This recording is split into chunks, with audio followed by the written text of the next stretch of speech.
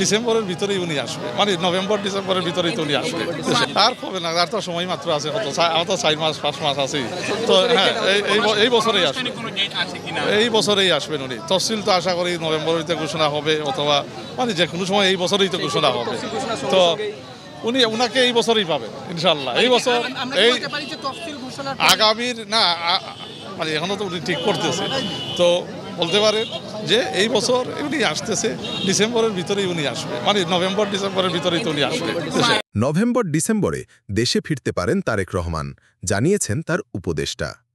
দীর্ঘ রাজনৈতিক নির্বাসন শেষে বিএনপির ভারপ্রাপ্ত চেয়ারম্যান তারেক রহমান আগামী নভেম্বর বা ডিসেম্বরে দেশে ফিরতে পারেন বলে তার উপদেষ্টা জানিয়েছেন। এই খবরটি রাজনৈতিক অঙ্গনে নতুন করে চাঞ্চল্য সৃষ্টি করেছে। তারেক রহমানের দেশে ফেরার সম্ভাব্য তারিখ নিয়ে রাজনৈতিক মহলে চলছে নানা আলোচনা ও বিশ্লেষণ। বিএনপি সূত্রে জানা গেছে, তারেক রহমানের দেশে ফেরার বিষয়টি নিয়ে দলীয় ফোরামে আলোচনা চলছে। তারেক রহমান নিজেও দেশে ফেরার ব্যাপারে আগ্রহ প্রকাশ করেছেন। তবে এর পেছনে আইনি ও রাজনৈতিক উভয় প্রকার জটিলতা রয়েছে। তারেক রহমানের বিরুদ্ধে বেশ কয়েকটি মামলায় সাজা রয়েছে, যা দেশে ফেরার পর তার জন্য বড় চ্যালেঞ্জ হয়ে দাঁড়াতে পারে। আইনি পরামর্শকেরা তারেক রহমানের দেশে ফেরার পর পরিস্থিতি কিভাবে সামাল দেওয়া যায় তা নিয়ে কাজ করছেন। বিএনপির সিনিয়র যুগ্ম মহাসচিব রুহুল কবির রিজভী বলেছেন, তারেক রহমান দেশের ১৬ কোটি মানুষের হৃদয়ে বসবাস করেন। তার দেশে ফেরা সময়ের ব্যাপার মাত্র। তিনি আরও বলেন, সরকার রাজনৈতিক প্রতিহিংসার বশবর্তী হয়ে তারেক রহমানের বিরুদ্ধে মিথ্যা মামলা দিয়েছে। আমরা বিশ্বাস করি দেশের জনগণ তারেক রহমানকে স্বাগত জানাবে। অন্যদিকে ক্ষমতাসীন দল আওয়ামী লীগ এই বিষয়ে এখনও সরাসরি কোনো মন্তব্য করেননি। তবে তাদের রাজনৈতিক নেতারা ইঙ্গিত দিয়েছেন যে তারেক রহমান দেশে ফিরলে তাকে প্রচলিত আইনি প্রক্রিয়ার মাধ্যমেই যেতে হবে।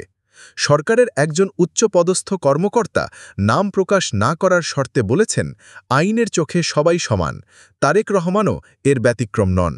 তার বিরুদ্ধে যেসব মামলা রয়েছে সেগুলোর রায় কার্যকর হবে। রাজনৈতিক বিশ্লেষকেরা মনে করছেন, তারেক রহমানের দেশে ফেরা বাংলাদেশের রাজনীতিতে একটি নতুন মাত্রা যোগ করতে পারে। দেশে ফেরার পর তিনি দলীয় নেতৃত্বকে আরও শক্তিশালী করতে পারেন এবং আগামী নির্বাচনকে সামনে রেখে নতুন কৌশল গ্রহণ করতে পারেন। তবে এর পাশাপাশি তারেক রহমানের আইনি চ্যালেঞ্জগুলো গুরুত্বপূর্ণ। তারেক রহমান ২০০৮ সাল থেকে যুক্তরাজ্যের রাজনৈতিক আশ্রয়ে রয়েছেন। তার বিরুদ্ধে ২১ আগস্ট গ্রেনেড হামলা মামলায় যাবজ্জীবন কারাদণ্ড এবং জিয়া অরফ্যানেজ ট্রাস্ট দুর্নীতি মামলায় ১০ বছরের কারাদণ্ড সহ বেশ কিছু মামলায় সাজা হয়েছে।